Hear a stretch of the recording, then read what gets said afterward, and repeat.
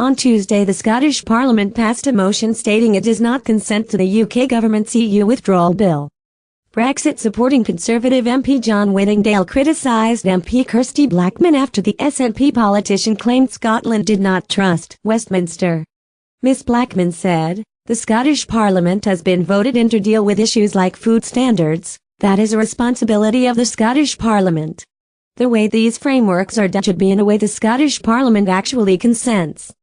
Sky News, BBC Brexit News. John Whittingdale criticised Kirsty Blackman after the vote in Scotland on Tuesday. "Actually, Westminster has not served Scotland well in terms of some of these things, in terms of the Commons fisheries policy, for example, the way the UK government has dealt with that.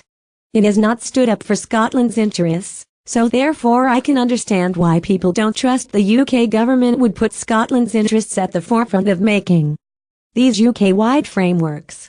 Speaking on BBC Radio 5 Live, the Tory MP quickly replied, "The Commons fisheries policy hasn't served any fishing industry in Britain well, and one of the advantages of coming out is we will be able to determine our own.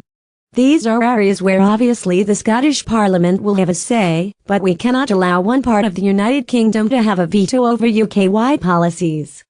We cannot allow one part of the United Kingdom to have a veto over UK-wide policies." John Whittingdale, "The government has been very clear that these have to be determined by the government in Westminster." The Conservative Party MP was then asked about backbenchers' control over Theresa May in regards to Britain's future customs relationship with the EU. Mr. Whittingdale replied, "Obviously MPs will reach their own view. But all Conservative MPs, and indeed the Labour Party, fought an election on a manifesto which made it quite plain that we would not remain in a customs union.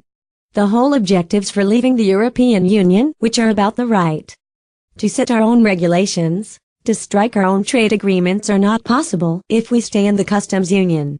MSPs voted against the legislation by 93 votes to 30, with the Scottish Nationalists backed by Liberal Democrats and Labour.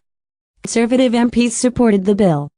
Although Scottish Parliament does not have a veto over the bill, the refusal of consent creates more issues for Prime Minister Theresa May, as Westminster has never been forced to overrule Holyrood before.